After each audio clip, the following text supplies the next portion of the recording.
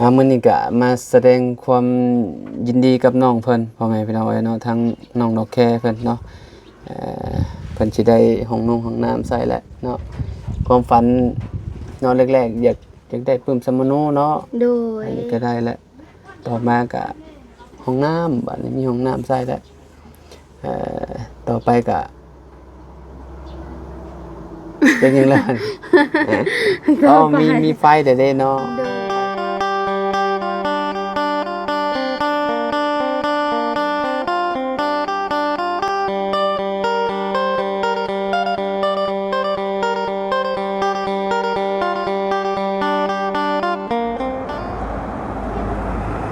พ่อแม่พี่น้องเนาะเปิดภาพมาบัดนี้เขาก็อยู่เพื่อนน้องสีดอกแคพี่น้องเนาะมีคนอยู่บ่เนาะคือเงียบเงาแท้ดอกแคเอ้ยใส่เนาะป้าเห็นยังกันน่ะน้องหาเข็มเห็นยังเนาะโอ้เกือบขาดบ่โอ้ยเนาะยิบเกือบยังกันน่ะใช้เกิดมันขาดมันวะพี่น้อยเนาะทางน้องเพิ่นก็มีข่าวดีมาเรื่อยๆพี่น้อยเนาะน้องดอกแค่นี่เนาะก็ถือว่าเป็นบุญเป็นกุศลของเพิ่นแหละเนาะที่ว่าผู้ใหญ่สุดสวยเพิ่นเข้ามาพี่น้อยเนาะต้องสิเฮ็ดห้องน้ำห้องในว่าซั่นเนาะใส่บ่เกิบตัวนี้สงสัยเกิบตัวโปรดแล้วจักนี่เนาะโดยสบายดีอีกทีนึงน้องใส่จับขึ้นมาบัดนี้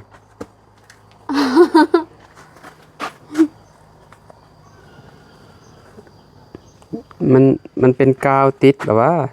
มันยิบเนาะโดยเจ้าสิยิบได้ซะบ่ได้มันแข็งเด้มันแข็งแน่น้องเอ้ยเนาะเพิ่นมันสิชอดบ่มีบ่ไอ้บ่อนกับเจ้าอันหับอันน่ะยิบเกิบบ่ฮู้เด้บ่ฮู้แถววันดงบ่มีบ่บ่เคยยิบจะชื่อมาครูสิแพงเลยเนาะ8080,000โดยโอ้พี่น้องเอ้ยเนาะไปเฮ็ดได้มันคือขาดอันนี้อันนี้บ่อันไปซอยเอื้อยเราสักเขาให้มื้อนั้นชื่อมาได้จังมื้อหลายเดือนแล้วโอ้คุ้มแล้วซะยังสิยิบใส่ต่ออีกติโดยโอ้ยพี่น้องเนาะสงสัยเป็นครูโปรดเพิ่นซะนี่เนาะมีแต่ครูเกิดคือว่ามันขาดแล้วยังสิยิบมันอยู่2มี2ครูโดยกับอยู่ในตีนเจ้านั่นโดยโอ้ยพี่น้องเนาะแม่ตู้ไปแซ่อันนั้นเราอาบน้ห้วยอาบน้ำห้วยโดยน้ำนี่ประหยัดบ่ยังไม่ทันซื้อทอมาก็เลยบ่ได้อาบทีนี้ว่าสิแล้วห้องน้ำมันยังกะต่อใส่ห้องน้ำเลยน้ำ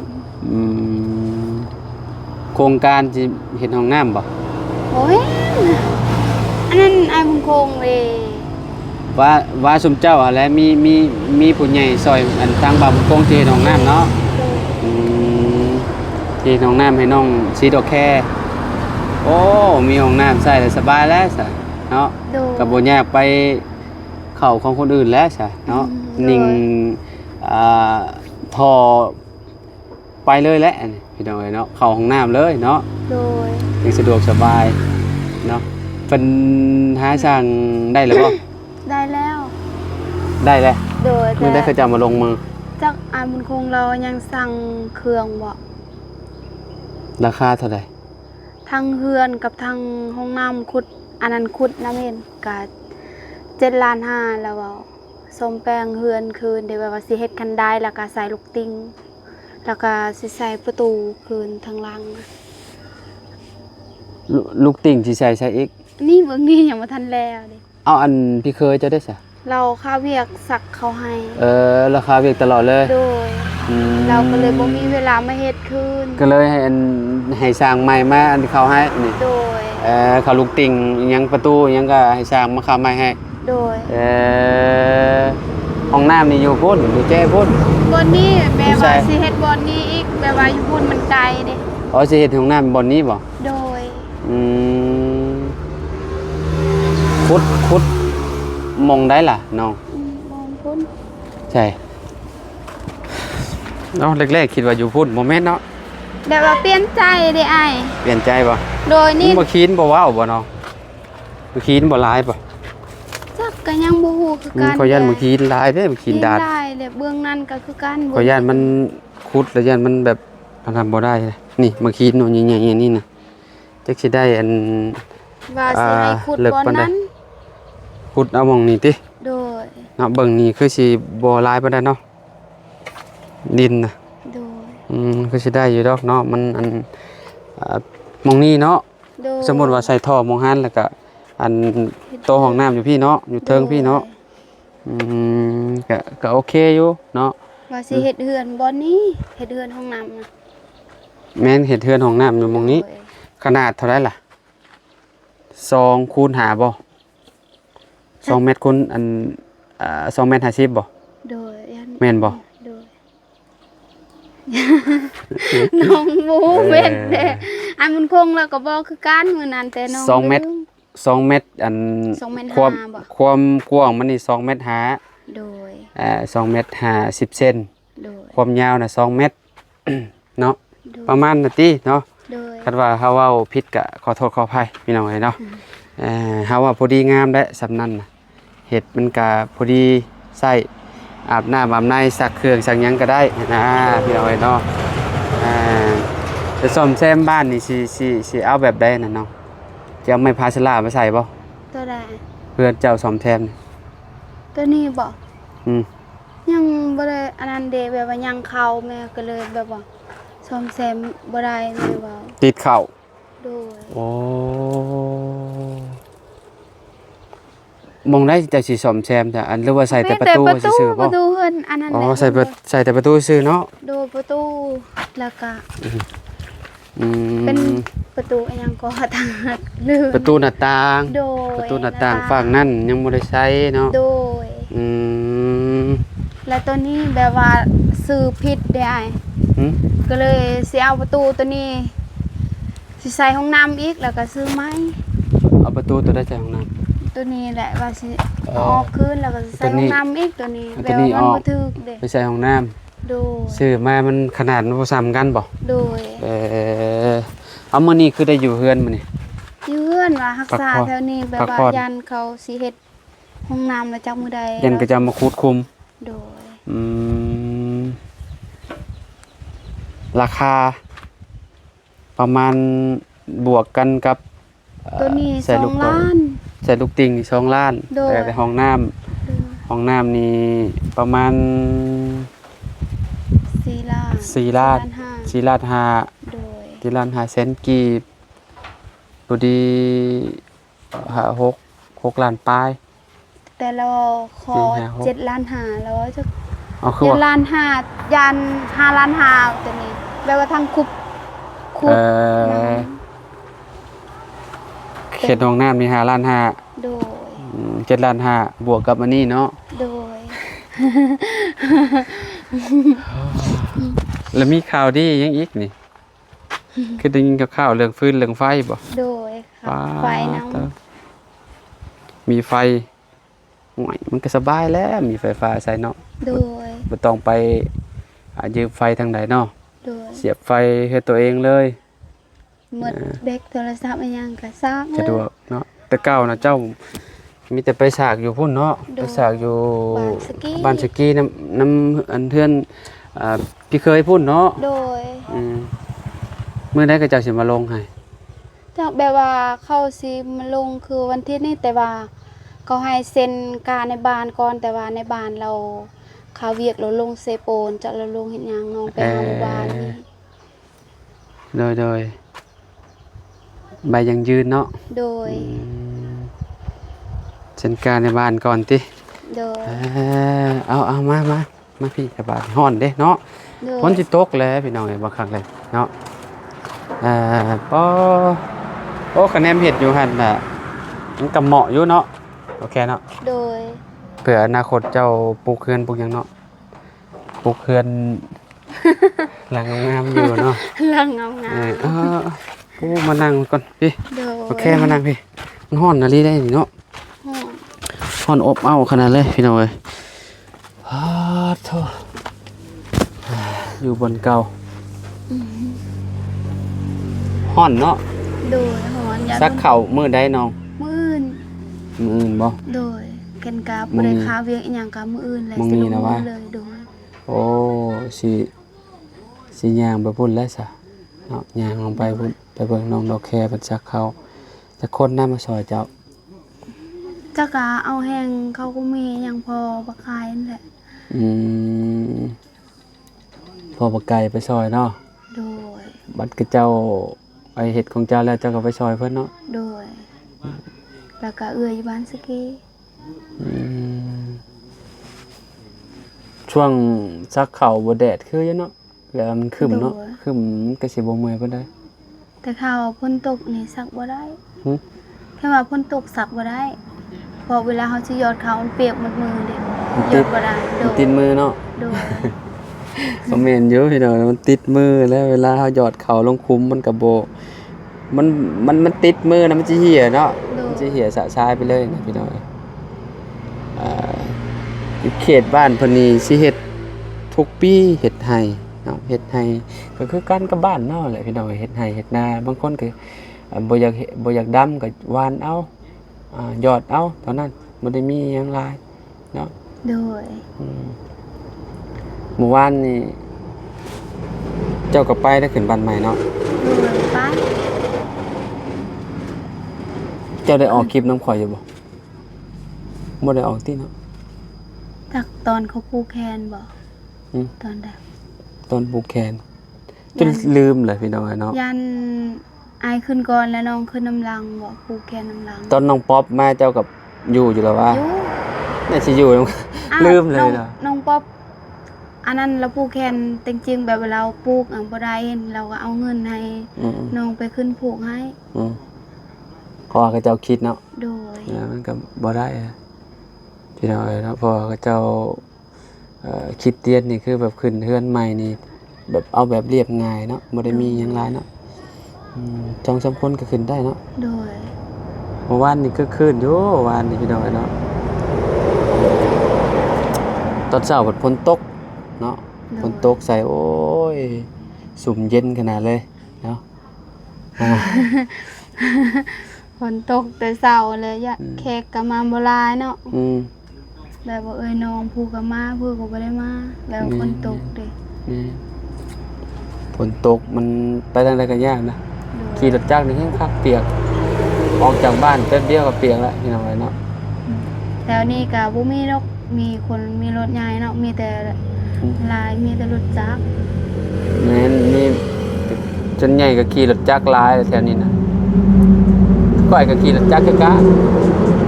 ขี่รถจักรเมื่อนั้นมื้อข่อยเมื่อน่ะฝนตกอยู่แถวเมืองพารานน่ะอ๋อเฮงเลยดีแต่ไปแวะกินข้าวแล้วก็ถึงช่วงมันตกลงมาพอดีเลย บ่ได้เปียก บ่ได้เปียกไม่แน่คะแนนบอกข่อยไปเลยให้เรียบร้อยคะแนนข่อยไปเลยข่อยเปียกไปเลยเนาะเนาะยามนี้เนี่ยเฮาต้องซื้อเสื้อกันฝนเม่นละคือว่าละ เว้าหลายเมื่อวานนี่เปียกเนาะ เราไล่ให้น้ามาขึ้นเทือนน้องจริงๆกับเปียก เปียกหมดเลย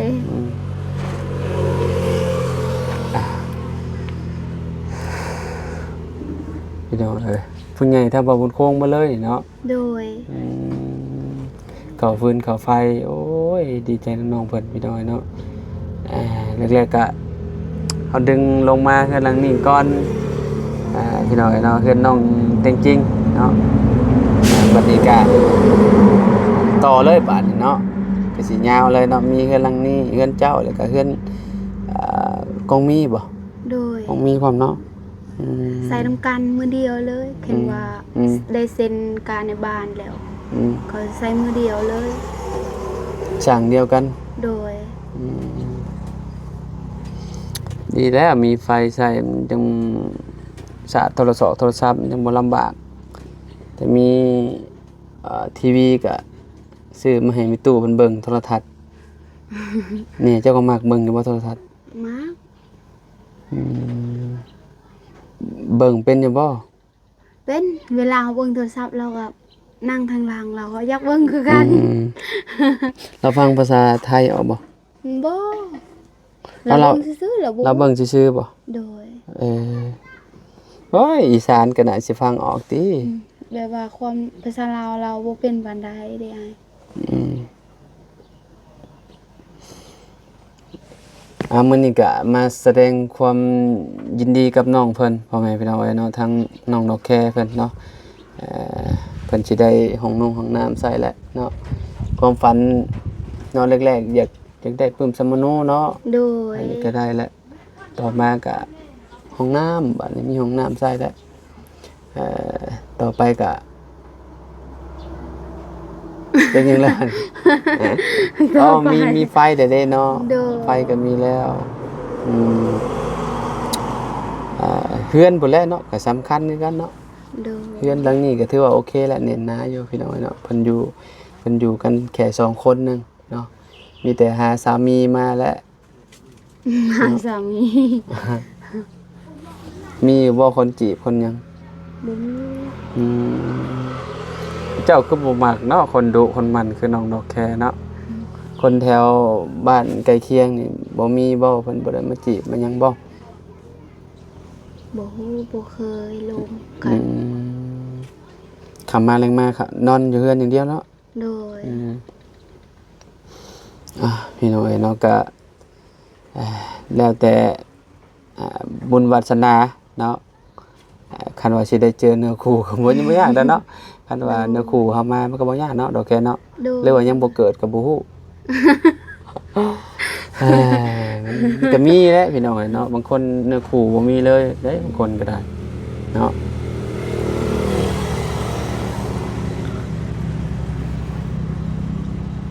ในตู้เราก็จะเข้าเป็นอยู่บ่ห้องน้ำ เป็น เนี่ยเจ้าได้ใจเฮือนเจ้าคงมีน้องจะดีแล้วบ่เข้าเลยห้องน้ำ จักแล้ว เราบ่เคยเข้าเราเว้าอยู่ว่าเราบ่เข้าแล้วว่ะ เราบ่เคยเข้าก็บ่เคยเนาะ เราเหยืองเราว่าเข้าห้องน้ำ มันเป็นนำค้นผู้ที่บ่เคยเข้าแบบว่าบ่เคยมีก็เข้าได้มันเป็นนำคน เราก็บ่เคยมีแล้วก็เฮงอยากเข้าเฮงอยากฮู้อยากเห็นเด้แบบว่าหัดเรียนรู้ไปเด้เพื่อเฮาไปเฮ็ดงานอยู่ทางไกลเด้เฮาต้องได้ใส่ห้องน้ำห้องในเด้ โดย อยู่ในเมืองบ่ได้มีได้ป่าจะสิไปเล่นกับป่าอยู่ไสเนาะ แลนแต่เพื่อนเขาก็หาย บ่ เนาะ แม่นบ่ได้แล้วอืม อ่ะก็ตามถนัดของไผของเราแหละพี่น้อยเนาะไปถ้าถนัดก็เข้าถ้าบ่ถนัดก็บ่เข้าป่าคือเก่ายุงกัดคือเก่าเนาะโอเคเนาะ โดย ยามนี้เห็นผลซ้ำพี่น้อยโอ้ยยุงเกิดขึ้นในป่าหลายแล้ว ยามฝนตกก็ยากมันเปียก แม่นอืมอ่ะเนาะก็เดี๋ยวบัดเพิ่นมาขุดในห้องนุ่งห้องในแหละไอ้ห้องนุ่งห้องน้ำแล้วก็สิมาอัปเดตให้ FC เบิ่งนํกันพี่น้อยเนาะทางห้องน้ำน้องดอกแค่เพิ่นพี่น้อยเนาะดีใจสุดๆเลยแหละเนาะได้ห้องน้ำเนาะ โดยดีใจแฮงแล้วก็มีไฟฟ้านำแล้วก็ดีใจแฮง พอฮู้อยู่บ่ว่าราคาเท่าใดไฟฟ้า ไฟฟ้าบ่ อืม ยัง บ่ได้ฮู้บ่ ยังโดย อืมก็น่าสิแพงอยู่ดอกพี่น้อยเนาะ โดย อ่า เมื่อวานนี่ไอ้กับบางคนเรามาแจ้งคือกันแต่จักเราบอกลือว่าน้องลืมแล้วน้องก็ไปเจอกันแบบว่าเมื่อวานนี่ไปเฮือนจริงๆแล้วก็แบบว่าเว้านำคนหลายเนาะเราก็ลืม อื เนาะ มแม่นนั่นแหละเนาะอ่ะก็จังได๋ก็ขอบคุณเนาะ FC ทุกๆคนนั่นแหละพี่น้องที่ติดตามและเป็นกำลังใจเด้อพี่น้องเด้อเนาะที่มาเบิ่งคลิปน้องดอกแค่แล้วก็เป็นกำลังใจให้น้องดอกแค่มาตลอดแล้วก็ทีมงานเฮามาตลอดเนาะพ่อแม่พี่น้องเนาะเพราะว่า น้องเพิ่นก็เสมอต้นเสมอปลายได้พี่น้องเนาะทางน้องดอกแคก็ได้เนาะถึงน้องมันจะเมื่อยสิหยังเพิ่นก็ยิ้มพี่น้องเนาะมื้ออื่นน้องเพิ่นก็สิไปซักข้าวแล้วพี่น้องเพราะว่ามันเดือน7เนาะเดือน7ลาวเลยเด้พี่น้องมันก็ได้เลิกงามยามดีแล้วเนาะต้องไปซักข้าวซักน้ำเนาะซักแล้วมันก็ขึ้นมาก็ได้เสียหญ้ามันอีกเนาะโอ้ยหลายสิ่งหลายอย่างพี่น้องเอ้ยเนาะฉีดหญ้าเอาที่น้อง สิเห็นว่ามีเงิน เนาะ ก็ ฉีดเอาเนาะ เขาฉีดยา โอเคไปเดี๋ยวไอ้ไปปะเลยเด้อ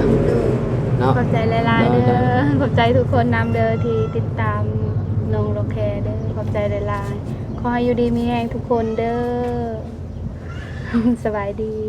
โน้ยสบายดีเด้อพี่น้องเด้อเนาะขอบคุณหลายๆเด้อพี่น้องปองปายเบิดสุขุสุคนเนาะเอาสำหรับคลิปนี้เฮาก็ขอตัวแล้วพี่น้องพบกันคลิปหน้าสำหรับคลิปนี้ไปแล้วสบายดี